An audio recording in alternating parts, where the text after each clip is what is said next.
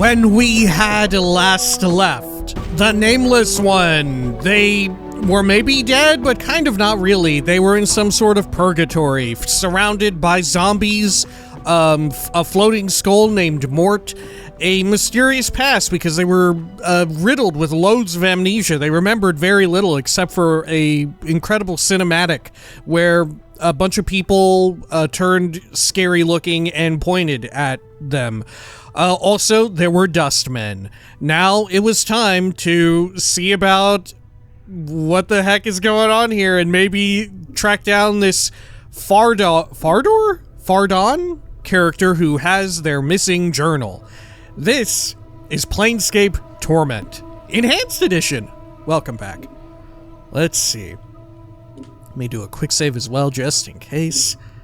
And then, let's talk to this Zombinator, because we do have the key. Now, also, a bunch of folks wrote in with some advice regarding our character build, saying that we should be okay, but,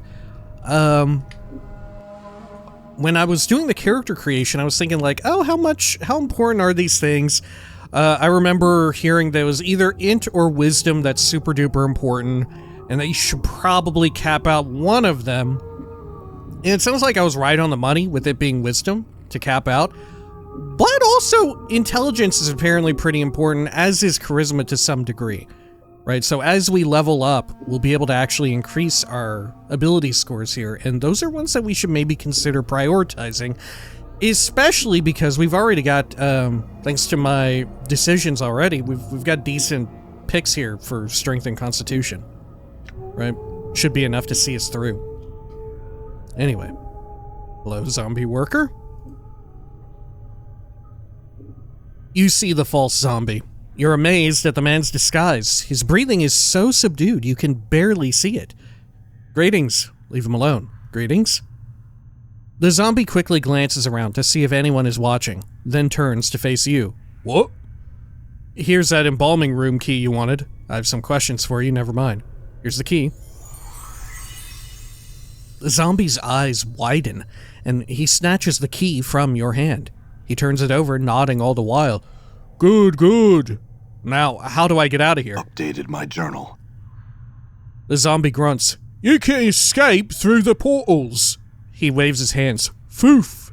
Portals? What portals? Portals! The zombie waves around the area. Portals everywhere. Can you show me one of these portals? The zombie nods. You want out? Go to arch on first floor.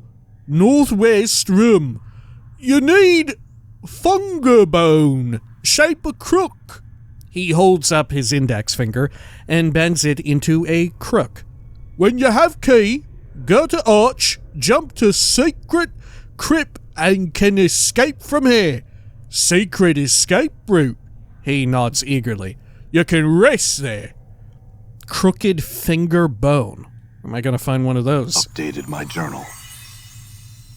He shrugs. Must be one round somewhere. Look in storage rooms on upper floor. Maybe there.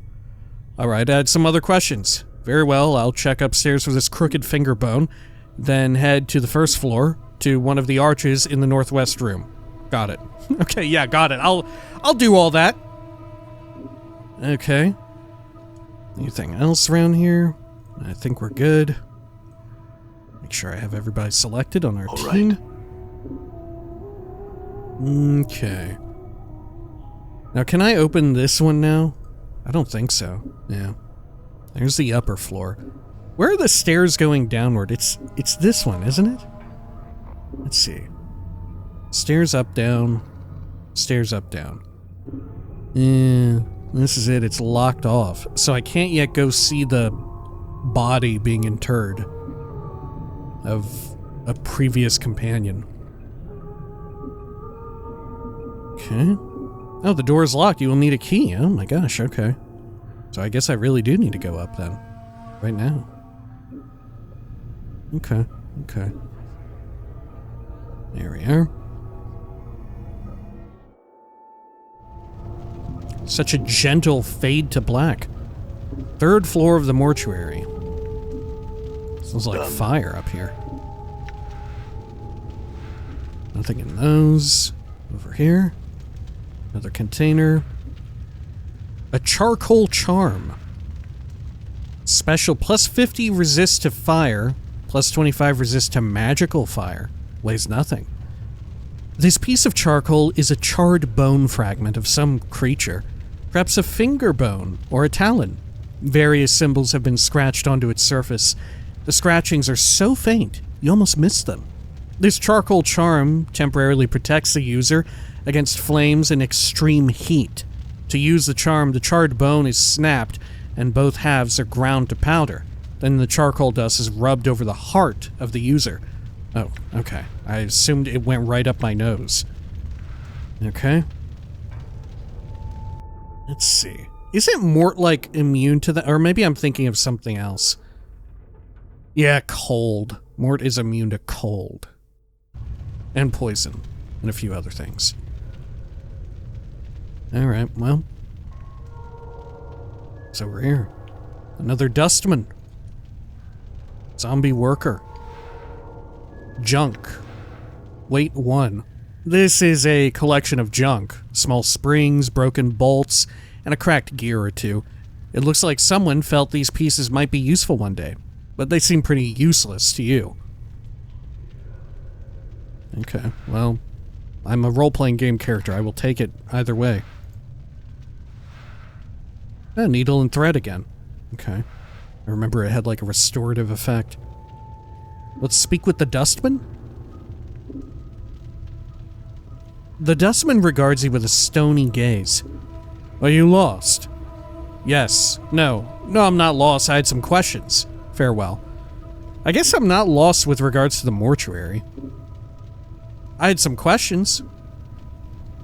If you are not lost, what is your business here? That is none of your concern. I awoke on one of the slabs in your preparation room. I'm here to see someone. Leave, quickly. I'm here to see someone.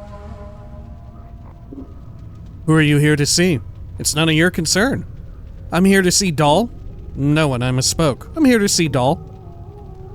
Doll is most likely in the receiving room on the second floor. He is quite busy and not in the best of health. Unless you have pressing business, I would not disturb him. Okay, very well. Thanks for the information. The dustman nods, then returns to his duties. Okay. I figured that was the only way out of that. What are you still doing here? How about zombie worker? Despite this corpse's dry, leathery skin, it's clear this was once a beautiful woman of middle years. Whomever the corpse seemed to take pity, whomever prepared the corpse seemed to take pity on her, sewing her bow lips shut with small neat stitches and tattooing the number 832 upon her forehead in elegant script. So, doing anything later? It was great talking to you. Farewell. Leave the corpse in peace. Doing anything later? The corpse continues to stare at you. Farewell. Zombie worker. This reanimated corpse has had its lips sewn together and the numbers 310 carved into its brow. The smell of formaldehyde permeates the area around it. It turns its lifeless eyes upon you as you move to bar its path. So, seen anything interesting going on? The corpse continues to stare at you. Leave it in peace. What's this? This mummified corpse looks like it's bound for the crematorium. Okay. Sure. Fun fact about formaldehyde. If you get a non-iron shirt, right? These special shirts, they're called non-iron.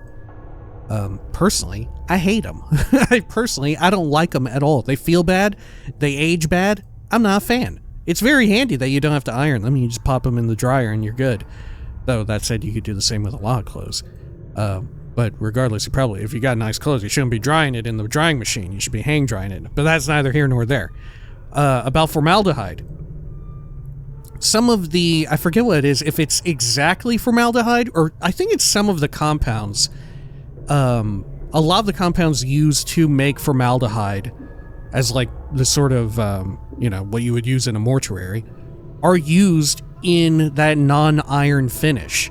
Not that it's, as far as we know right now, that that doesn't mean it's necessarily toxic unless you have, like, a known allergic reaction to it. But just a fun fact that it's very close to the same thing there, if you have a non-iron shirt. Anyway, over here, nothing. Like I said, I do not like non-iron shirts. I prefer the kind that you would have to iron. Speaking of iron, an iron pry bar. Hey! What have we got here? Oh, it's a weapon. Okay, Gordon Freeman. Damage 1 to 6 crushing. Speed 4, weight 3. Proficiency clubs. Usable only by fighters and thieves. When did Half-Life 1 come out? Wasn't Half-Life 1 like mid-90s? Maybe early 90s? Maybe not. Well, I think it predates this game. If this game is 99, this iron pry bar can be used to pry open doors, chests, and even the occasional reluctant rib cage. It also makes a good bludgeoning weapon when there's no time for subtlety. Okay. To use the pry bar to force a locked door or chest, select it as a weapon, then attack the container or door you wish to pry open. Although the pry bar is specifically intended for such use, you can attempt to bash open a container or door with any weapon, including your fists. Is there a downside to this? It doesn't say it. Okay.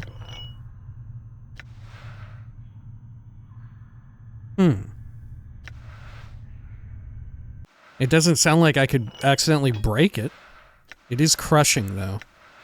I'm going to unequip the arm, because I've got too many crushing weapons now. Okay.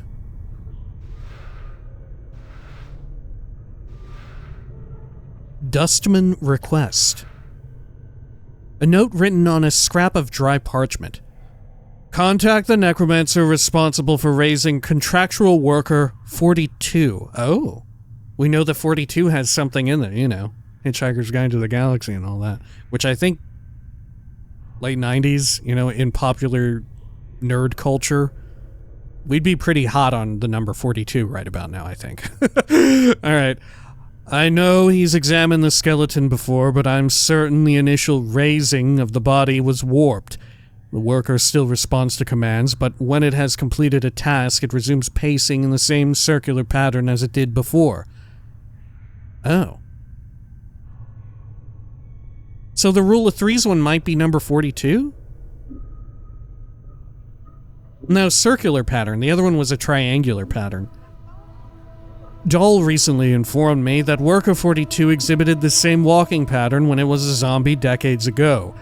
There may be a soul echo in the marrow, or the skeleton's age may have caused the magic animating him to decay. One of the initiates suggested it may be following an order issued by a higher-ranking dustman in the past, but I found no records of such an order. Whatever the reason for its behavior, the matter is to be resolved or the worker replaced. Okay. Maybe it's one of these. Container is locked. Oh, that's a perfect opportunity for me to pry bar it. Forced it. Opened. Forced it. Opened.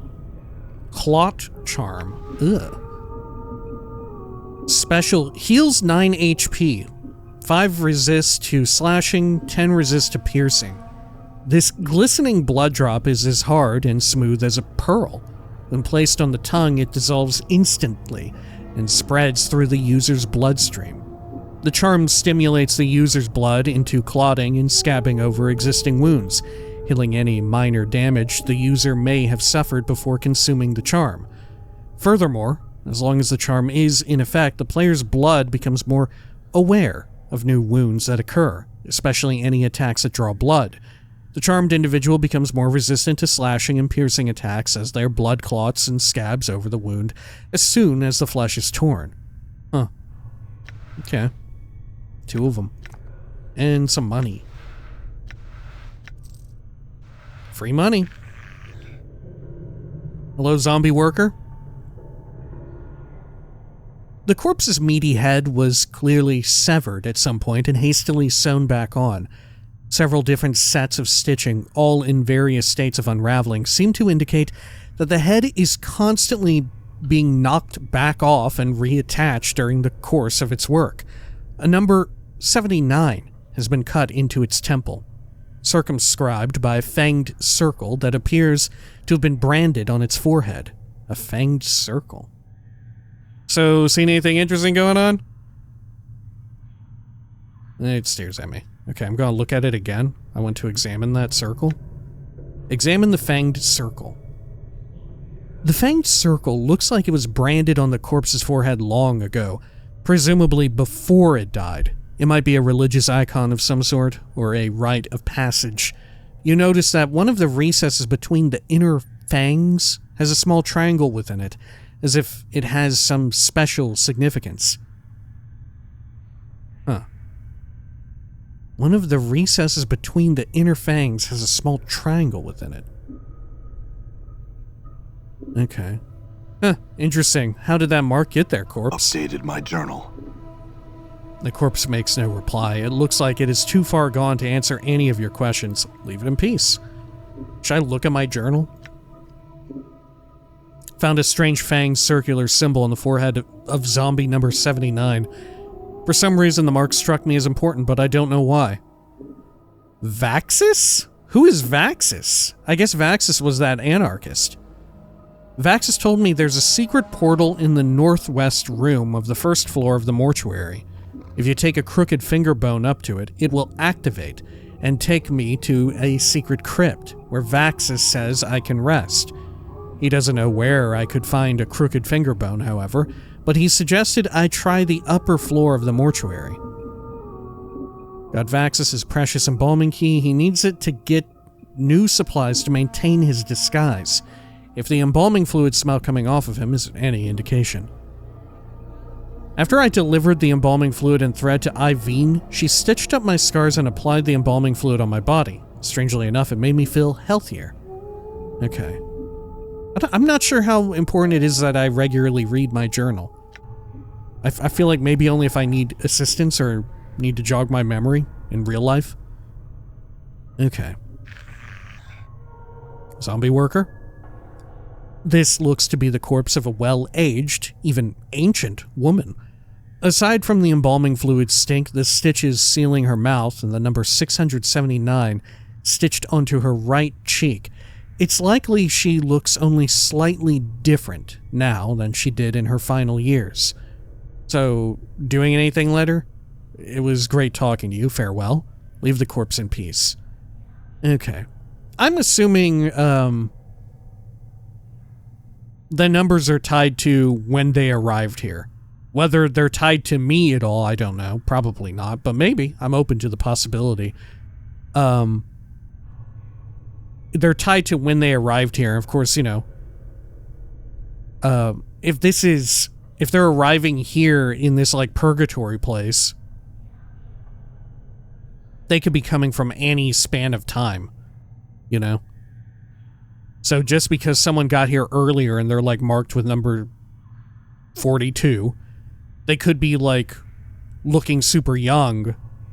You could tell, like, oh, this person came here as a zombie or came here as a corpse when they were fairly young, versus someone here, although they arrived here later, maybe, they were very old. So far, I don't think there's any peculiar commonality that we're able to take note of, if that's at all important. So, doing anything later? The corpse continues to stare at you. Okay. Skeleton worker? This animated skeleton smells horrible, as if it had been only freshly stripped and prepared. Its jaw and major joints are tightly bound with leather straps, and a rough smock has been thrown over it. The number 1221 has been chiseled into its forehead. Pardon me, have you seen any skeletons walking around here? I have to ask, why the smock? It's not like you have anything to be modest about. Examine the skeleton carefully. Leave the skeleton in peace. Can a skeleton talk? I mean, why not? Maybe skeletons can talk.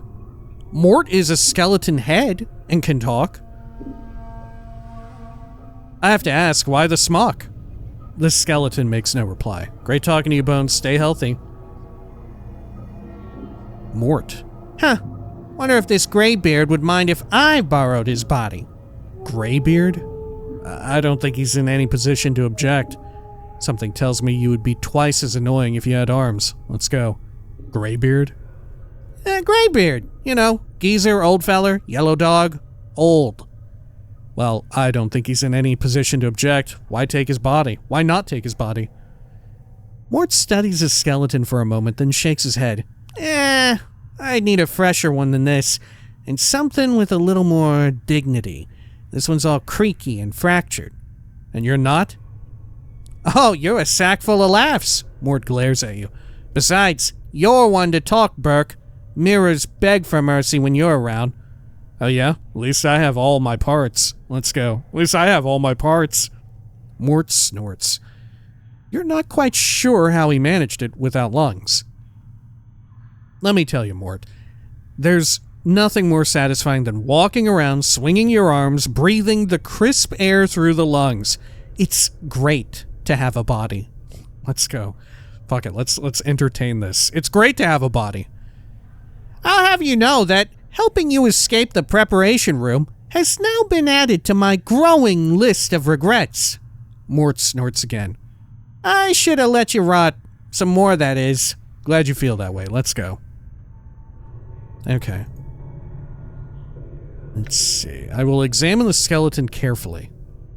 Someone has taken care to bind the bones of this skeleton with leather straps woven around the body in such a pattern that resembles muscles and tendons. The straps are secured to metal bolts punched into the skeleton's joints. This skeleton looks like it has seen a great deal of service. Many of its bones are chipped, and its numerous fractures are bound with sealant and foul-smelling glues. Try and pry out the skeleton's joint bolts? Why would I do this? Why would I do that? I'm going to do it, I guess. Whoa, Chief, that's vandalism. Those bolts are probably the only thing holding that bag of bones together. Necromancy only goes so far with these old fellas, you know. So? Oh, I didn't want to cause any permanent damage. Alright, then never mind. Maybe some other time. Oh, I didn't want to cause any permanent damage. Oh, it's not a problem. Mort does a strange bobbing motion that you think might be a shrug. Just wasn't sure if you knew that or not. By all means, go ahead. Try and pry out the skeleton's joint bolts. Never mind. Maybe some other time. Yeah, maybe some other time. Right, like these are people, right? In some form, these are people. Okay. Anything around here? Get some circles. Cool. There's another dustman. This mummified corpse looks like it's bound for the crematorium. Zombie worker? Hello? This reanimated corpse has had its lips sewn together and the numbers 310 carved into its brow. The smell of formaldehyde permeates the area around it. It turns its lifeless eyes upon you as you move to bar its path. So, seen anything interesting going on? Continues to stare at you. Goodbye. How about you, Dustman? Oh, you're the same Dustman from before. My bad. Who I lied to. Okay. Despite this corpse's dry, leathery skin, it's clear this was once a beautiful woman of middle years. Whomever... Okay, elegant script. Leave the corpse. Okay. How about up here? Bound for the crematorium. Here's this dustman. Hello? The dustman regards you with a stony gaze. Are you lost? Yes, no. I'm not lost, I had questions. Was your business... Are they gonna say the same thing? I'm here to see someone. I'm here to see Doll. Okay, thanks. Goodbye. Yeah, same. How about the skeleton?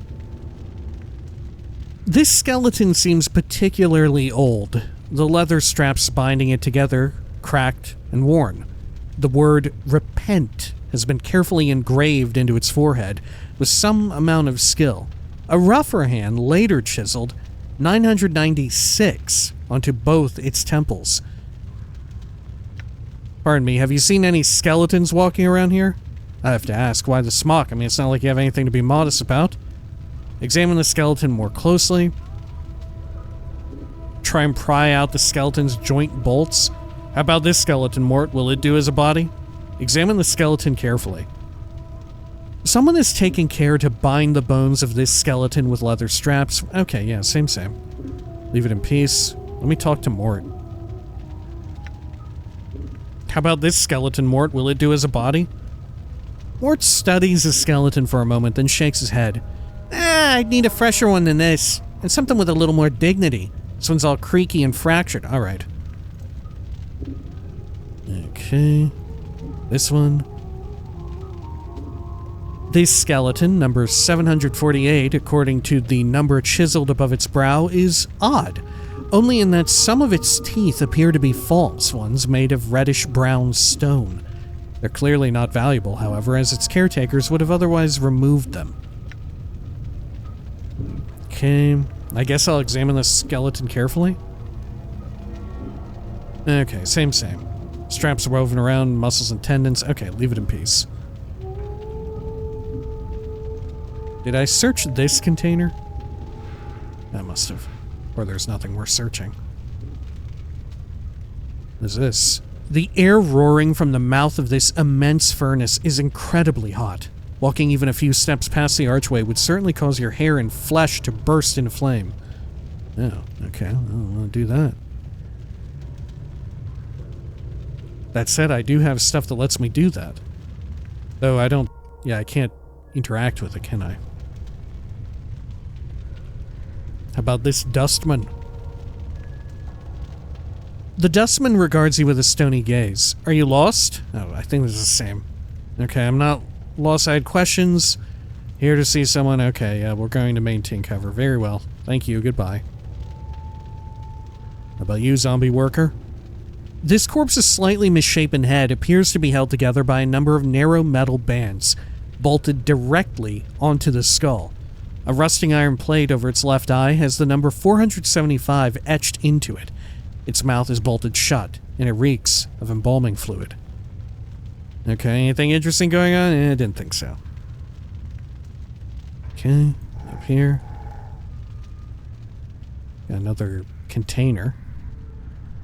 Is it a cage? I think. Take that. You there, hold. You talking to me? I think you are. Let's look at this zombie worker real quick. The skin of this female corpse is heavily tattooed with intricate patterns. The skin of her brow has been peeled back so that the number 1148 could be chiseled into the skull beneath. Her mouth has been sealed shut with thick, rough stitching. Doing anything later? Okay. And what about you? You coming to speak with me? You are. The dustman regards you with a stony gaze. Are you lost? I'm not lost. I have questions. Okay, yeah, same. I'm here to see someone, here to see Doll. Okay, goodbye.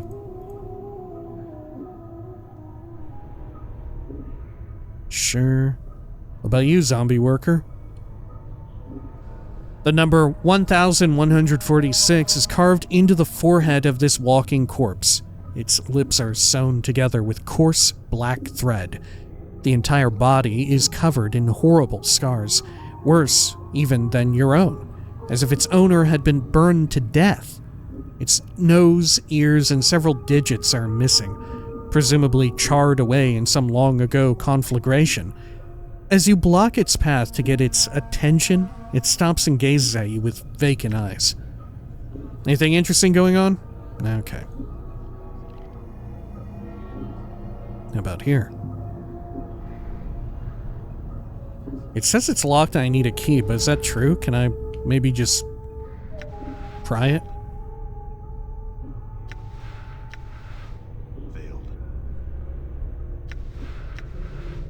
Failed. I'm failing it. Failed. Am I actually rolling the dice here? Saying failed implies that I could succeed, I feel. Failed. Okay, maybe not. Alright, skeleton worker, hello? This skeleton has either seen a great deal of combat or has fallen down one too many staircases. Both its arms and legs have been broken and rebuilt with the aid of leather straps and thin iron rods. The front of its skull bears the number 863, but the back of the skull has caved in, forming an empty cavity. You notice someone has taken advantage of this and tucked a rolled-up piece of parchment inside the skull. Okay, I'll take the parchment out of the skeleton's skull. You slip the parchment out of the worker's skull. Oddly enough, it looks as if the skull cavity is intended to store messages. A tiny string is attached to the parchment from a hook bolted inside the skull, as if to keep the parchment from accidentally falling out. Okay, I'll unhook the string and take the parchment. You unhook the string and glance over the parchment. It looks like a reminder from one of the mortuary custodians. Judging from the note, this skeleton seems to be a walking messenger of sorts. As you take a second glance at the skeleton, you realize it is stopped in front of the slab because it can't figure out how to move past it. To read notes, books, or scrolls. Okay, same. Examine the skeleton again. Okay. Sorry about taking that parchment, but I doubt you would have delivered it anytime soon. I have to ask, are those broken bones from combat or from falling down? Examine the skeleton carefully. Sorry about taking the parchment. The skeleton makes no reply. Great talking to you. Okay. Which one did I get? This one? No. Oh, here we are. Mortuary reminder message. This rolled up piece of parchment appears to be some sort of message the skeleton in the mortuary was supposed to deliver. This is the third and last request for the pry bar. If it has been misplaced, tell me, and I shall go to the hive market and purchase another. I have no objection to maintaining the contracted workers, but I have been trying to repair the skeletons. The bolts are wedged in so tight, I can't get them out. Also, some of the locks on the storage cabinets on the third floor have become stuck again due to the heat. I need the pry bar to snap them open as well. If the pry bar is indeed lost, I will see about procuring the services of a locksmith and having the cabinet locks replaced. Your aid in this matter would be appreciated. An unreadable signature has been scrawled beneath the message. Okay, so it's just letting me know about probably these I can pry open. Okay. Did I check this one? Must have. About up here, over here. Dustman Embalming Charm. Lesser. Invokes Embalming Minor, 3 charges, weight 0, usable only on Nameless One and Mort. This strange metal bracelet has directions inscribed on the side of it. Judging from the crude text, it appears that the bracelet works by being held by a living creature. Then, while pronouncing a mantra to the true death, it is touched to the forehead of a zombie or skeleton. When this is done, the minor enchantment held within the item spreads through the corpse, strengthening their bones, killing traces of corpse rot and or grave mold, and helping to seal minor tears in the skin. Note, this item will work on either you or Mort. Simply place it in your quick item slot, then use it from the quick menu on Mort, or have Mort use it on you. In order for it to take effect, when cast, the target gains plus 2 to 8 temp HP and a temp bonus of plus 1 AC for a half hour. The extra HP will heal the target if he has less than max points, or they will give him bonus HP for a half hour. Okay. Task list. Mortuary task list. Someone has penned a series of tasks in red ink on this scrap of parchment. I'd like the contracted workers to be inspected thrice daily at the end of each work shift when the new initiates come on duty. We have experienced too many contracted collapses while engaged in heavy labor as of late, and I fear the embalming enchantments initially used on the corpses may be decaying or may have been warped somehow. If the contracted workers could be inspected every 8 hours and raised if they have collapsed, then this would prevent the backlog of shells in the preparation rooms and free up more contracted workers for other duties. I do not wish collapsed bodies to be disposed of. When possible, the original contracted shells are to be raised and be made to resume their duties. I have included spare embalming charms within the shelves for the initiates on duty.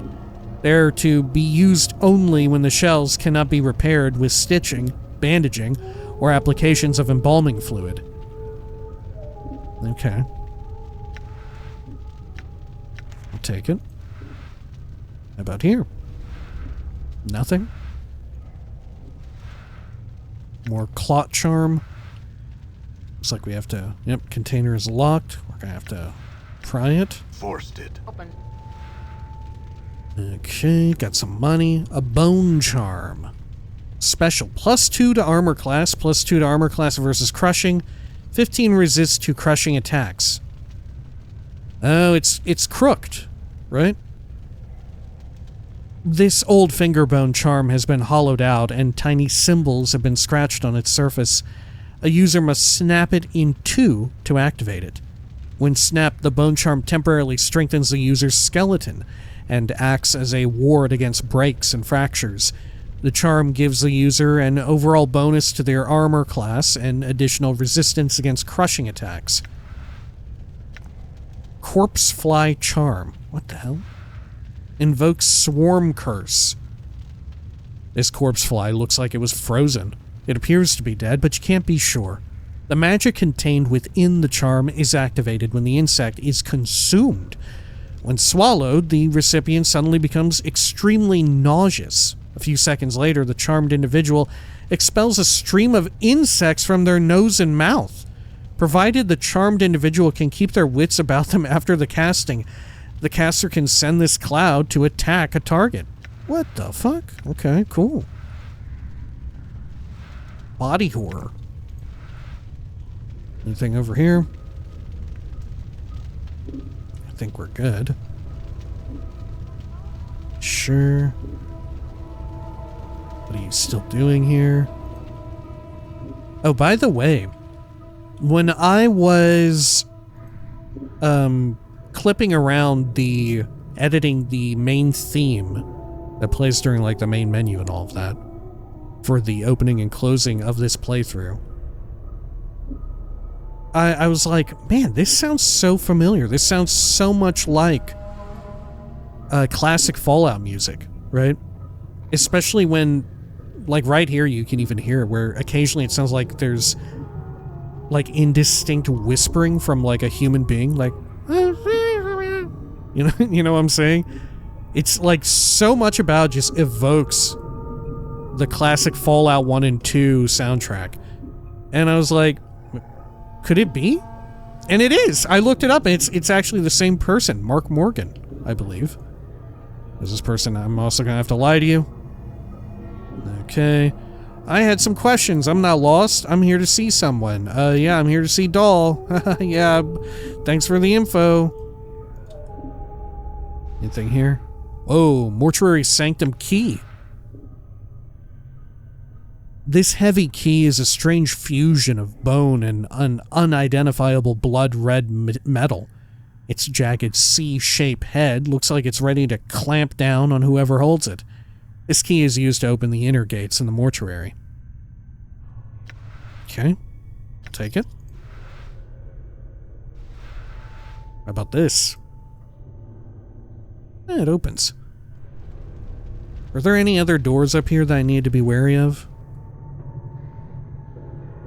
I don't think so. Oh, there's stairs here too. Okay. Got a container or so. A hammer. Looks like a hatchet, but okay, it's a hammer. Damage 1 to 6 crushing, speed 6, weight 6, proficiency hammers usable only by fighters. This is a heavy work hammer. It has a long handle and a metal head that looks like it could shape steel and crush skulls with ease. Guess I'll take it. Okay. I like a hammer. It said we already have our pry bar. Let's go down here.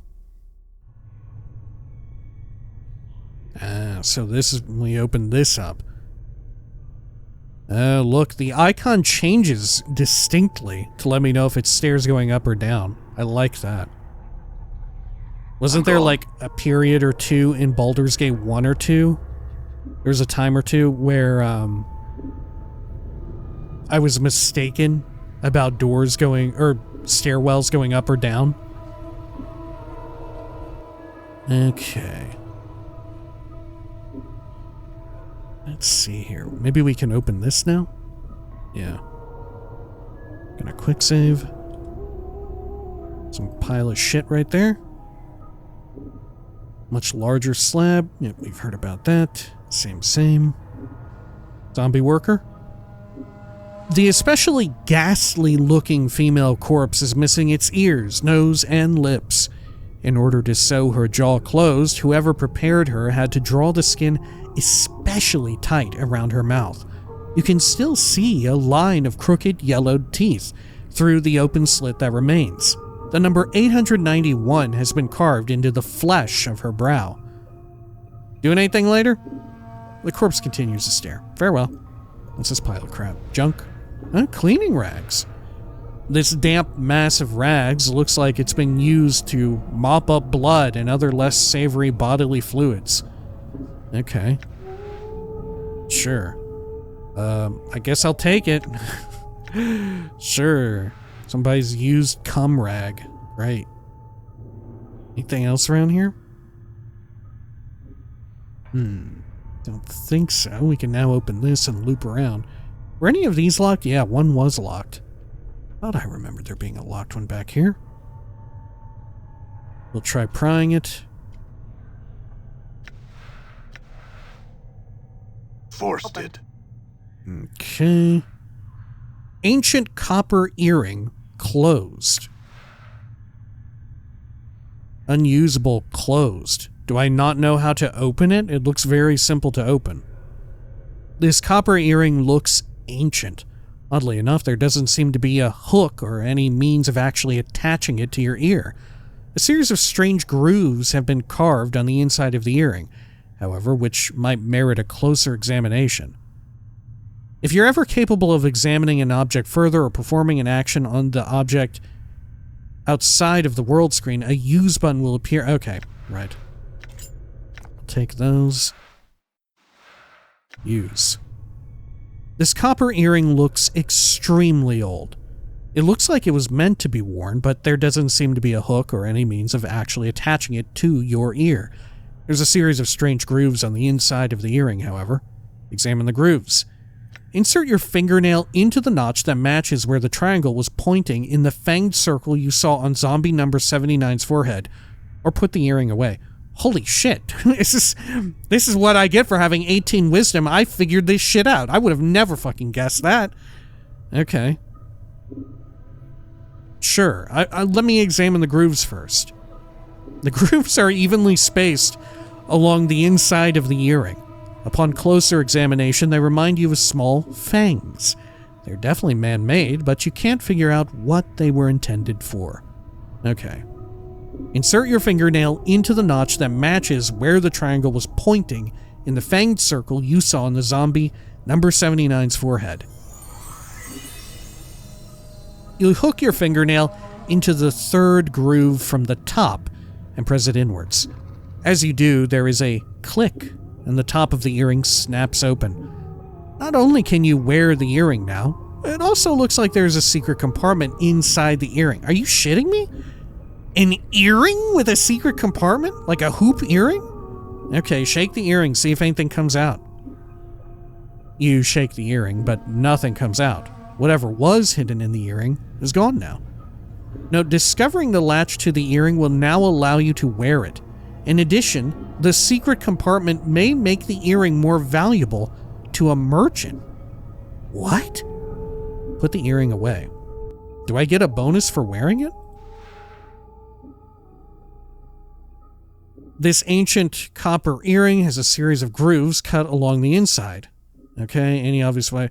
Not only does this allow it to be worn, okay, the earring might be worth more to a merchant as a result.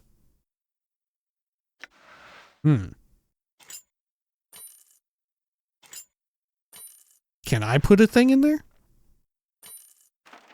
No. Okay. Can I go back to the zombie that was associated with that triangle? Weren't they up here? Should I try and talk to them about it? Or show them? Maybe they'll have a reaction if they see the earring? God, but which one was it? Did I write it in my journal? Number 79. Maybe the earring was mine. Okay, not you. What about you? 832. Yeah, maybe the earring was mine. But then why would the zombie have something tied to it? Unless, yeah, maybe all these people are tied to me then. Oh, I didn't interact with this zombie before. The numbers 613 are cut deeply into this plotting corpse's forehead, but an inch of shredded, leathery skin separates the 1 and the 3. Looking closely, you can barely make out a 2 carved there. Huh. Anything interesting going on? Nope, continues to stare. Yeah, where's that other zombinator at? Oh, it was one of these, wasn't it? Yeah, 79. Great talking to you. Anything interesting going on? Okay. Let me put the earring on and then try to talk to it. No, just stares at me. Huh. Okay.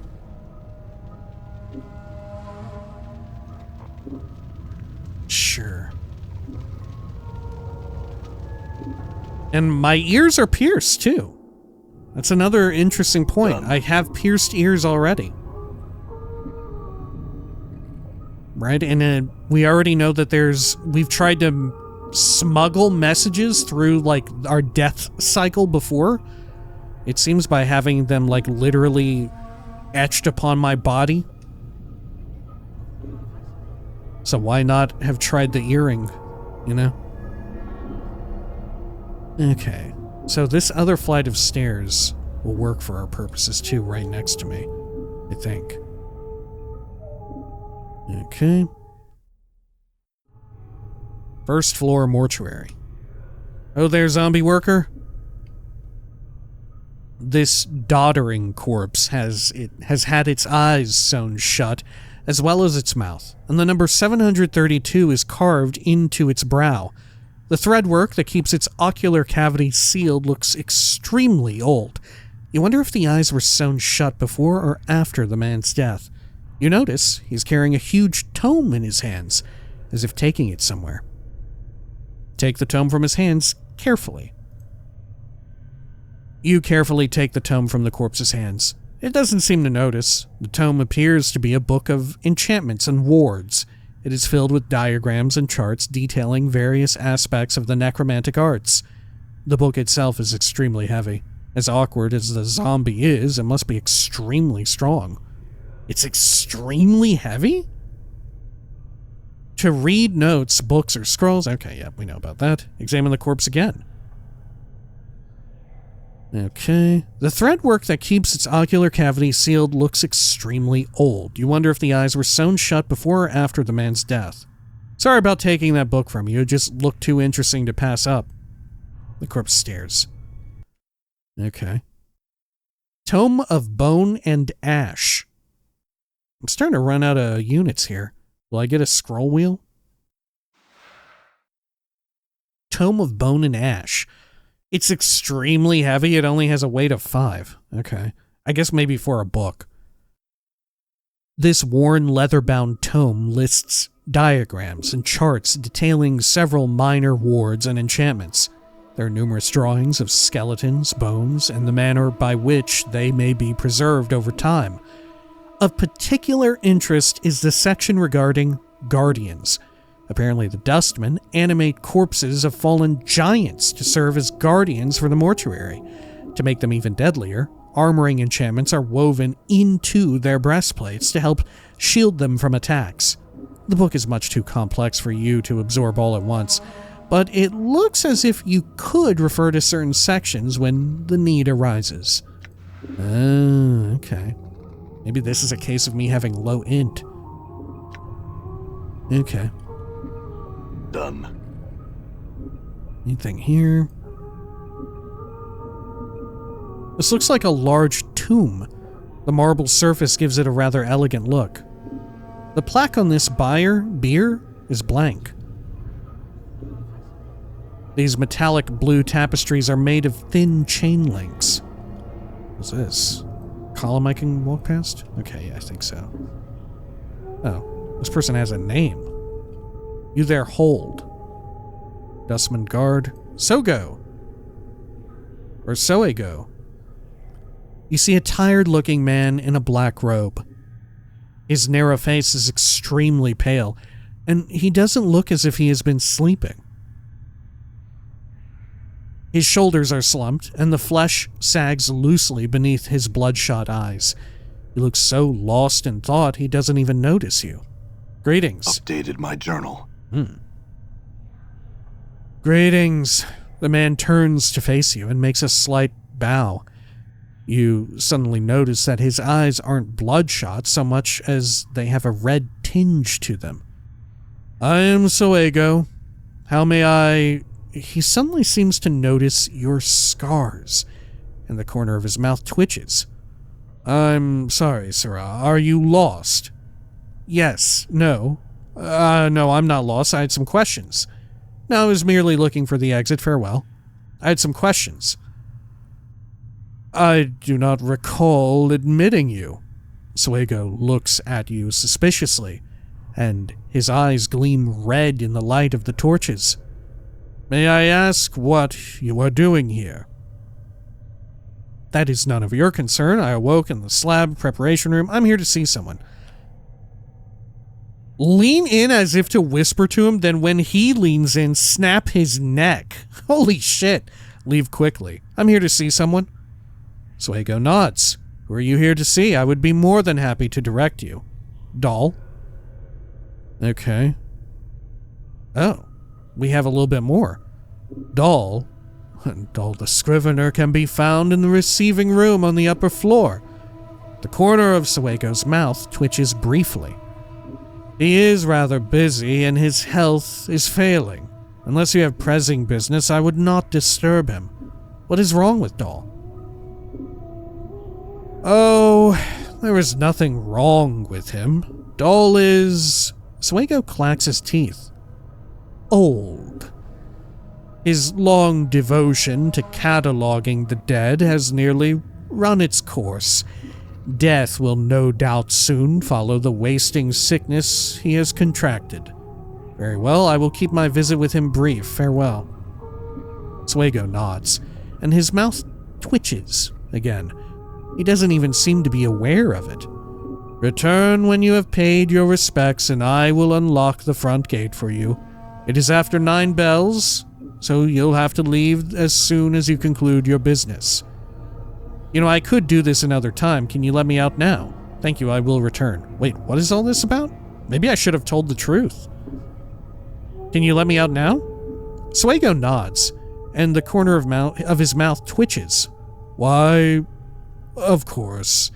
These halls can be confusing to visitors. No harm done, but you are not permitted here in the mortuary after 9 bells. Let me get the front gate for you. Thank you. Oh, okay, maybe I was right to do that. Oh, whoops. You see a stern-looking man in black robes. He is glaring at you suspiciously. You, state your business. I seem to be lost. My business is my own. You would do well to mind your own affairs, Dustman. Lean in as if to whisper, then snap his neck. Nothing, I was lost, but I am heading for the exit now. I seem to be lost. You do indeed look lost. The dustman's eyes narrow to slits, and his hand falls to the dagger by his side. Wait here while I summon the other guards to direct you out. He looks as if he is about to call out. Snap his neck before he can call out. Call your friends, Dusty. I look forward to meeting them. Run for it. Wait. Well, shit, this guy's already helping me. Okay, I will wait. The dustman claps his hands together sharply 3 times. In response, an iron bell starts tolling throughout the mortuary. I hope you've made peace with your gods, Dustman? Oh, I'm killing him now. Oh, I should have lied. Okay. Well, what can you do?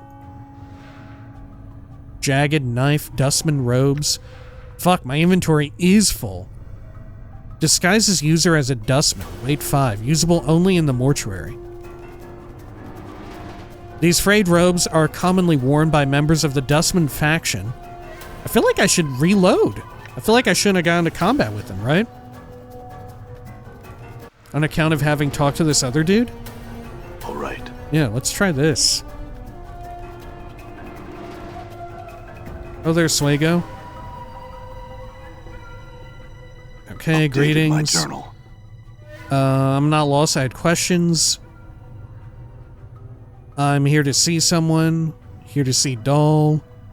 What's wrong with Doll? Okay, I'll keep it brief.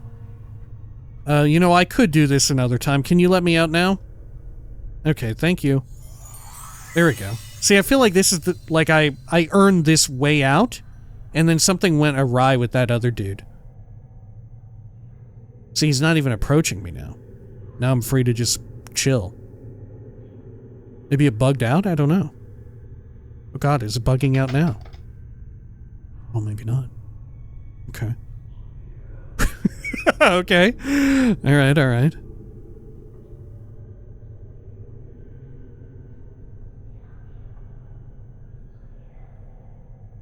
Damn, I have to wait to move before he gets back. Oh, okay. Very well. The front gate is now unlocked, but you cannot re-enter.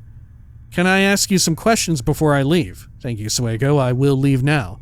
Can I ask you some questions now before I leave? Swago nods. You may ask your questions. Do you know there's a corpse up on the 2nd level that's a human in disguise? If I may ask, are you all right? You look tired. Do you know someone named Farad? I'm missing a journal. Have you seen one? Never mind, I must take my leave. Farewell. Are you all right? You look tired. Swago manages a weak smile and the corners of his mouth twitch slightly. I've recently taken ill. Minor fevers, nothing more. Sometimes they make sleep difficult. Anything I could do? Swago shakes his head. No. Thank you for your concern. I will endure. He frowns slightly. Was there something else you wanted? Yeah, I had other questions. Do you know someone named Farad? Farad? Of course I know him. He frowns and his eyes gleam red. A ghoulish man. No respect for the dead, and even less for the living. He is a scavenger. A collector. Collector? Do you know where I could find him? Oh, I had some other questions. I see. Perhaps I should take my leave. Collector? Collectors make their living gathering corpses and bringing them here, to the mortuary. We then make sure the bodies receive a proper burial. So this collector, Farad, do you know where I could find him? I know he resides in the Hive, the slums outside the mortuary, but I do not know exactly where. Some of the other collectors may know if they'll talk to you. Okay, other questions? I'm missing a journal. Have you seen one? A journal? Swago seems confused. No, I have not seen one. Thanks anyway. Uh-oh. Uh-oh, that guy's coming over. Uh-oh. Uh-oh. Uh-oh. I may not be able to see this other body. Uh-oh. Uh-oh. Okay. I'm going over to the big door. Oh wait, they're not fucking with me when I get out of here. Is there a way for me to enter stealth mode? Should I enter stealth mode?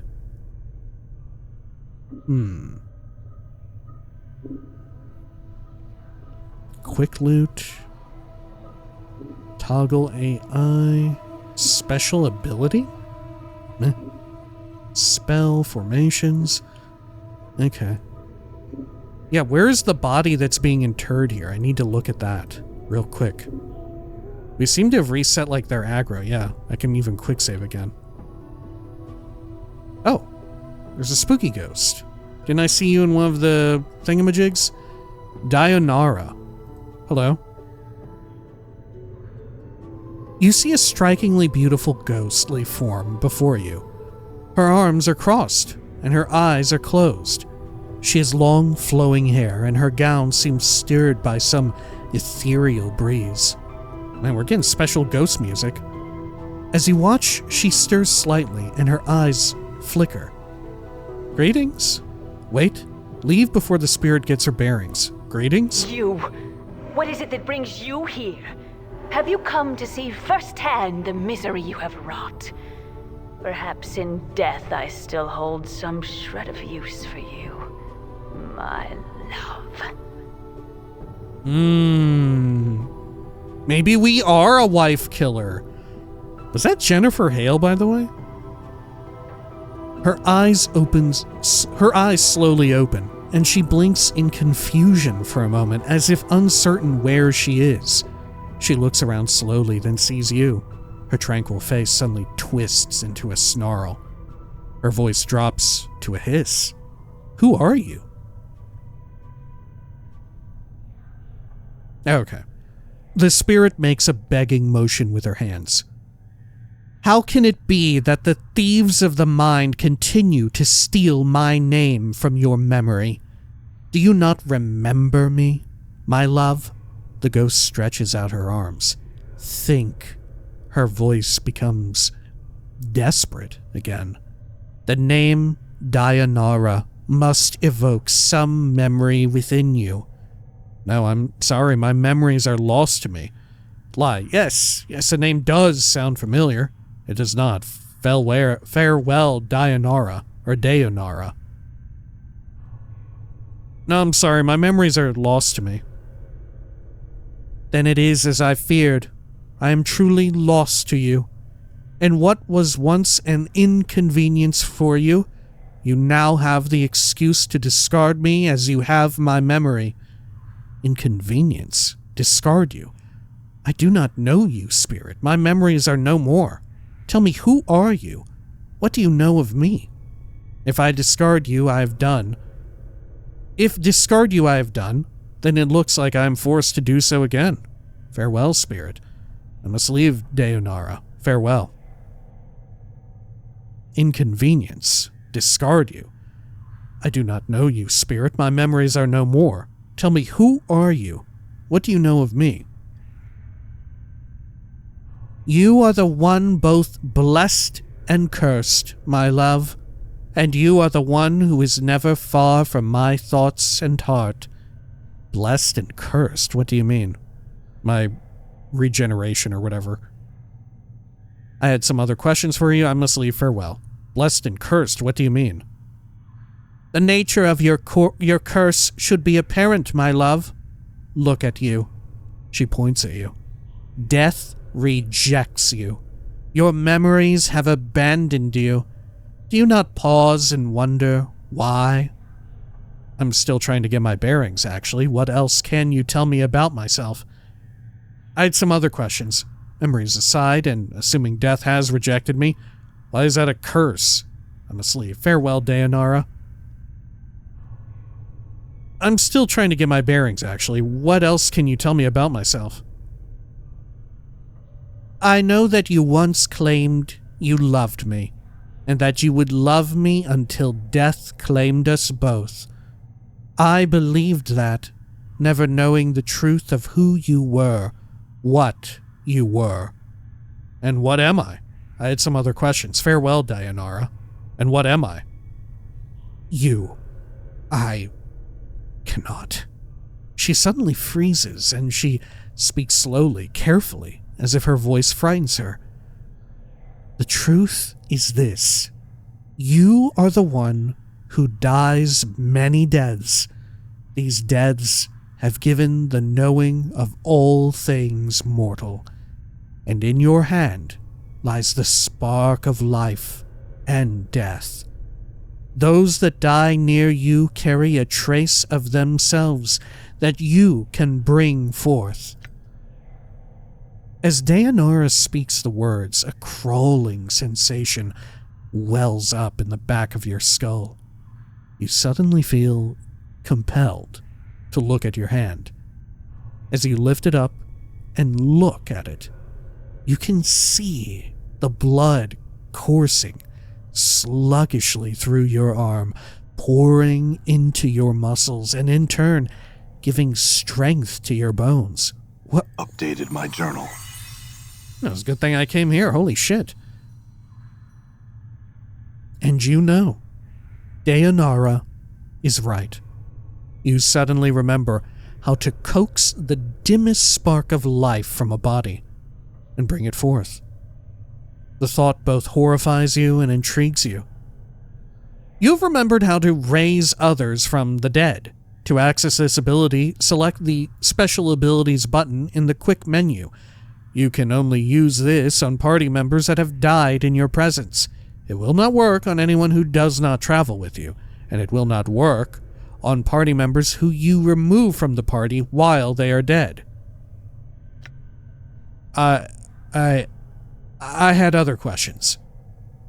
What is it you wish to know? Who are you? Can you tell me who I am? Can you tell me where I am? I need to escape this place. Can you help me? Nothing now, Deionarra, though I shall return. Farewell. Who are you? The spirit makes a begging motion with her hands. How can it be that the thieves of the mind continue to steal my... Okay. Anyway, I think this is new. Continue to steal my name from your memory. Do you not remember me, my love? The ghost stretches out her arms. Think. Her voice becomes desperate again. The name Deionarra must evoke some memory within you. I'm sorry, my memories are lost to me. My memories are lost to me. Okay. Oh, what do you know of me? Okay, blessed and cursed. What do you mean? I think we're looping around. I'm still trying to get my bearings. What am I? Okay. Oh, we have spoken on your nature before. Deionarra's face takes on a distant expression. We shall not do so again. Okay, some other questions. So I know who are you, who I am. Do you know where I am? Where are you? Why, you are here with me, my love, as in the times when life was something both of us shared. Now, it is the eternal boundary that separates us. Eternal boundary. Deionarra looks saddened, or sounds saddened. It is a barrier I fear you shall never cross, my love. It is the barrier between your life and what remains of mine. I see.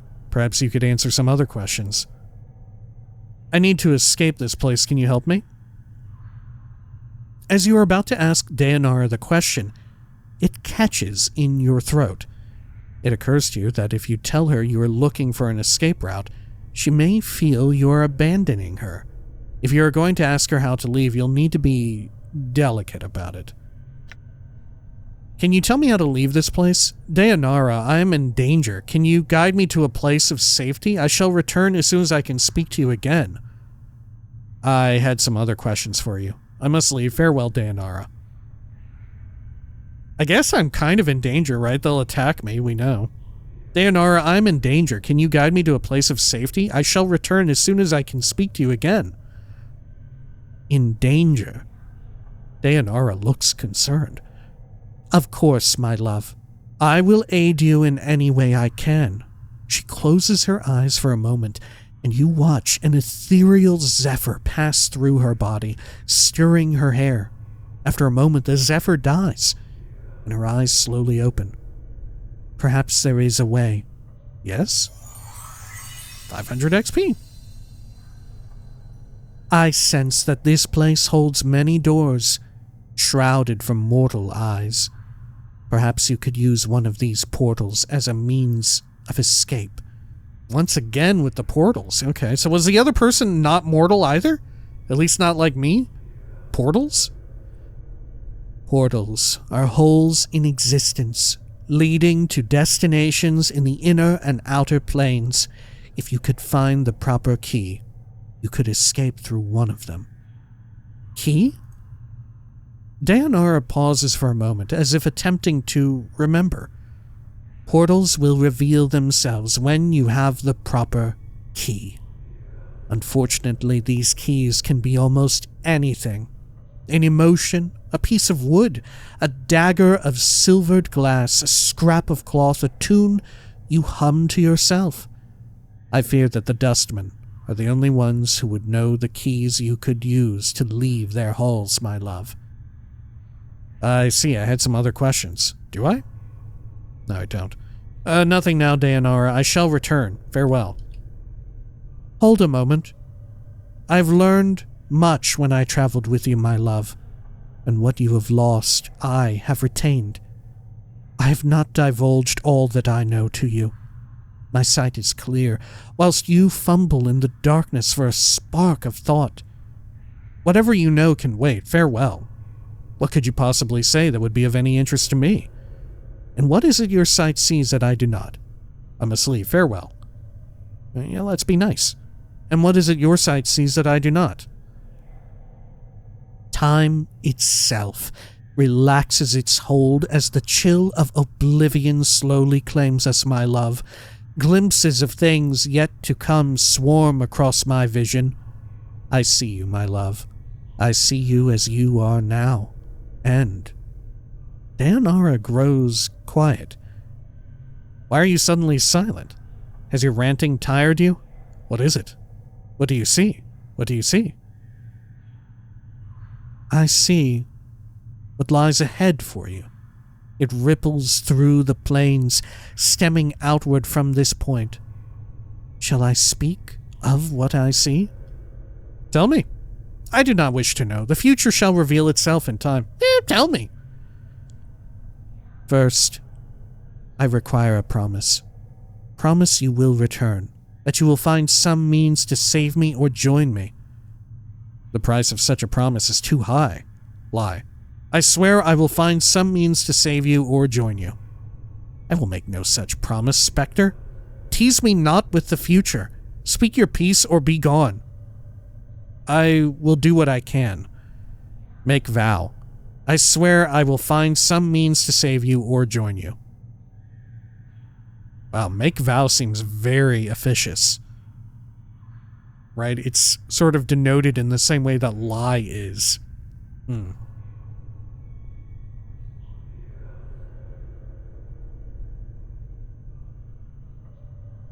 You're catching me here in an unfair kind of disadvantage. Right? I don't know what the hell it means to save you at all. And to join you, I assume means to, like, embrace true death.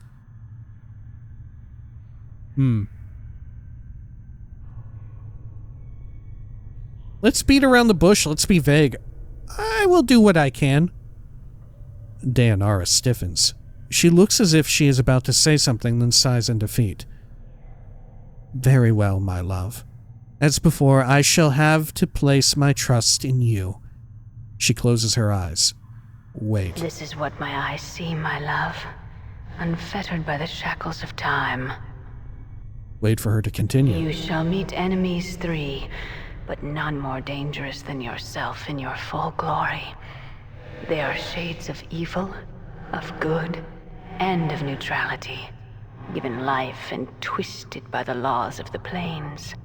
Wait for her to continue. You shall come to a prison built of regrets and sorrow, where the shadows themselves have gone mad.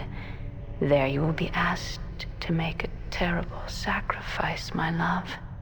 For the matter to be laid to rest, you must destroy that which keeps you alive and be immortal no longer.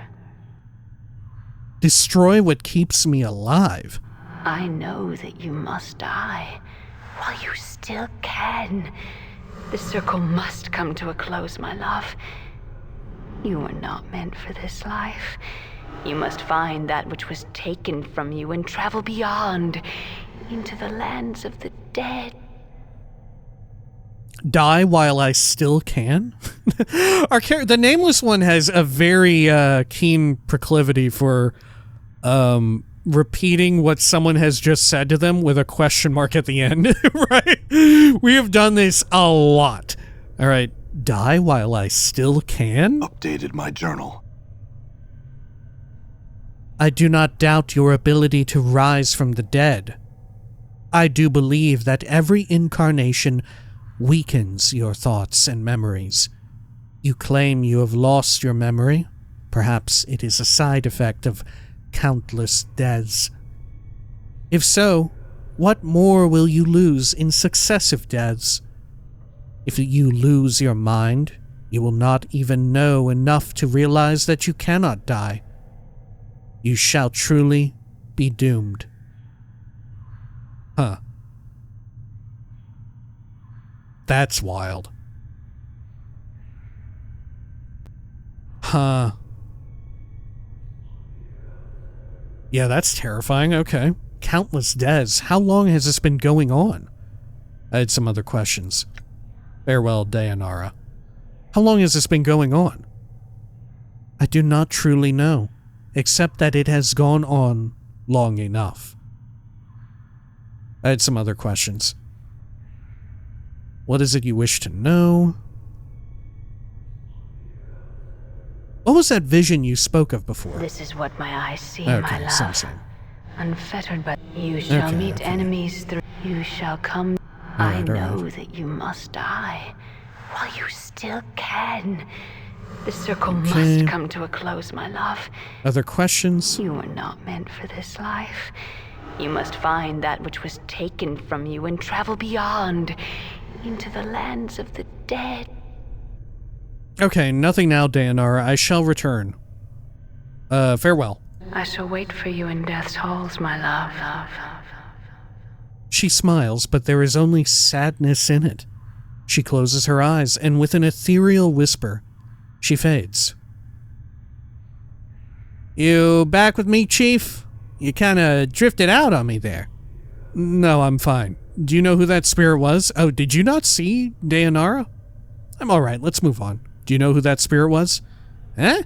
Spirit? That specter I was talking to, the woman. You were rattling your bone box with some woman? Where? Mort looks around, excited. What did she look like? She was right on top of the beer. Didn't you see her? No, you just kinda drifted out there for a bit there. Just stood there, statue-like. I was a little worried you'd gone addled on me again. No, I'm fine, I think. Let's move on. I feel stronger. Oh, I leveled up. Okay. See if I remember how to level up. Okay. Oh, right. I don't really get to pick. Okay. Saving throws have improved. Fighting skills improved. 1 characteristic point gained. Oh, okay. Maybe we do have some sway. 10 HP, 1 HP from con bonus. All right. Oh, that reminds me. Someone recommended that I might actually want to turn on always get maximum HP bonus from Constitution in the gameplay settings, so I turned it on. I think I used that in Baldur's Gate 1 and 2. Okay. So, I guess we'll go with Int. Right? From the sounds of it. Yeah, sounds like I got all my future level ups kind of mapped out for me. Alright. There we go. Good. Hold up, I'm already level 4? What level did I start at? Okay. Damn, I get a lot of music here. Alignment. This represents your disposition toward good or evil, law or chaos. Current alignment, true neutral. True neutral characters believe in maintaining the balance of law and chaos.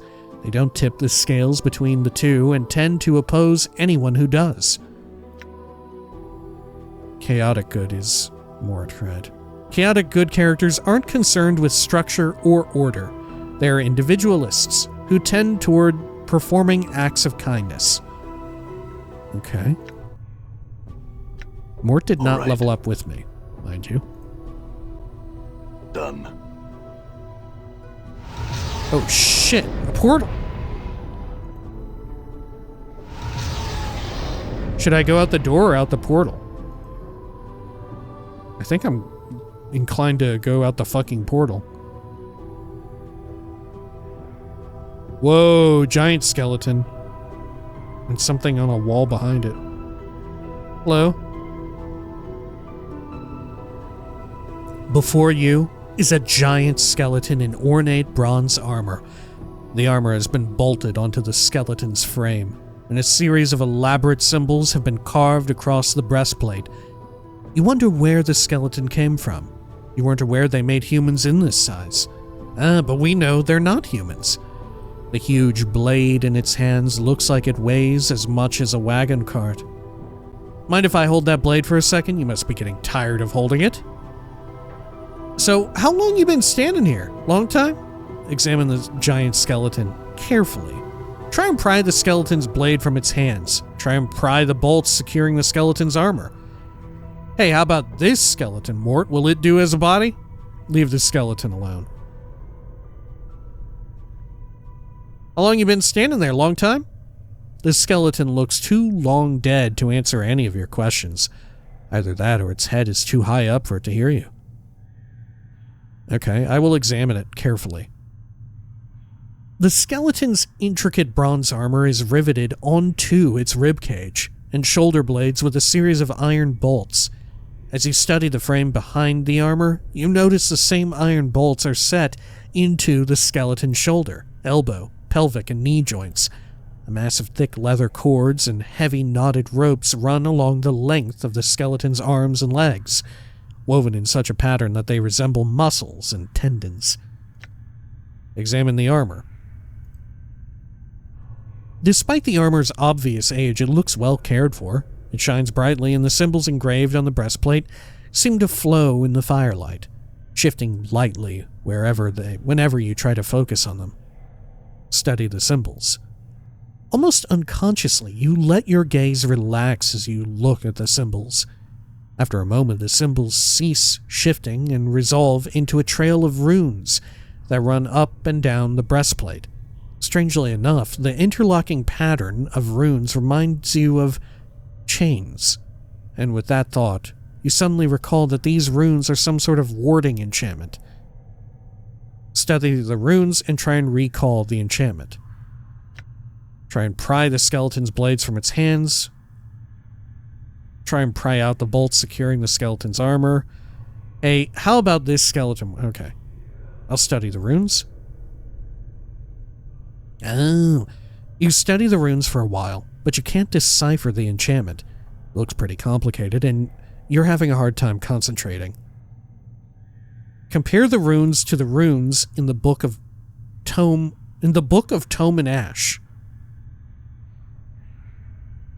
Yeah, okay. I will do that. You consult the tome and compare the diagrams to the markings on the breastplate.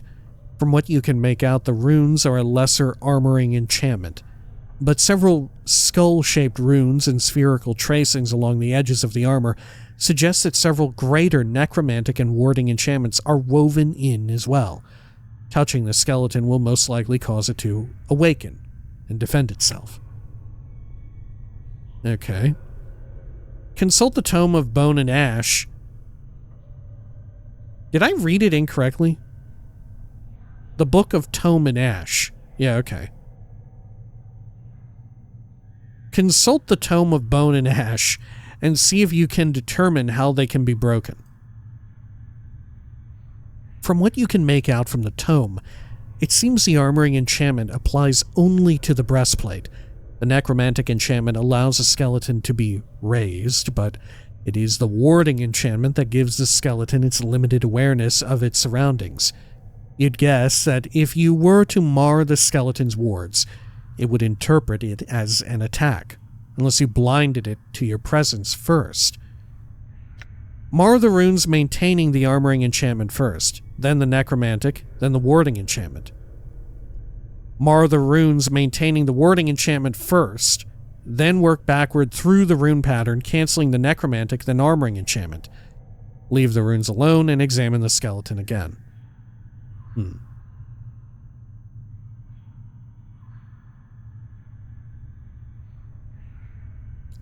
what you can make out from the tome, it seems the armoring enchantment applies only to the breastplate. The necromantic enchantment allows the skeleton to be raised, but it is the warding enchantment that gives the skeleton its limited awareness of its surroundings.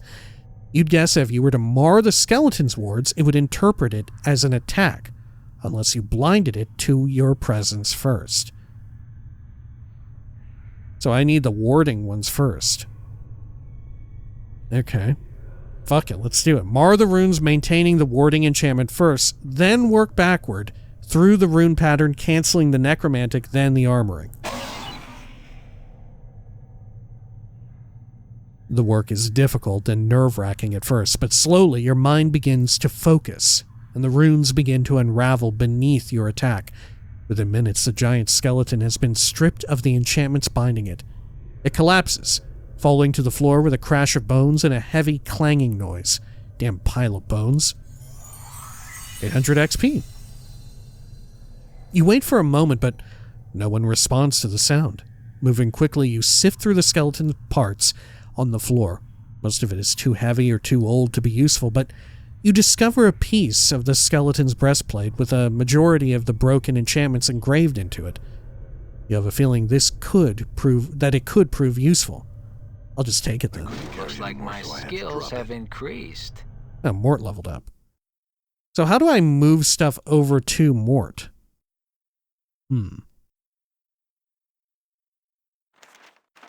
Okay. Good.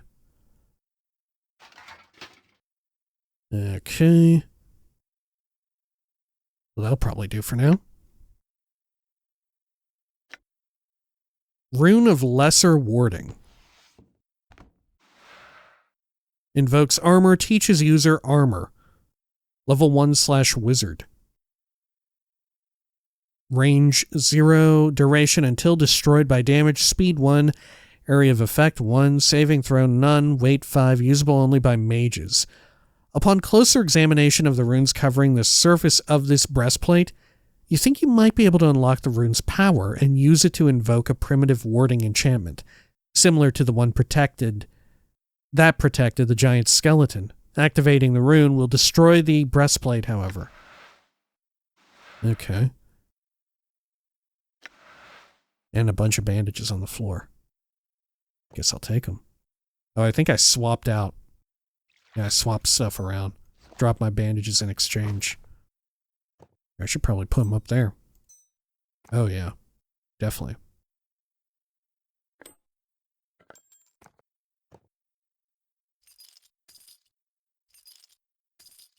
Okay.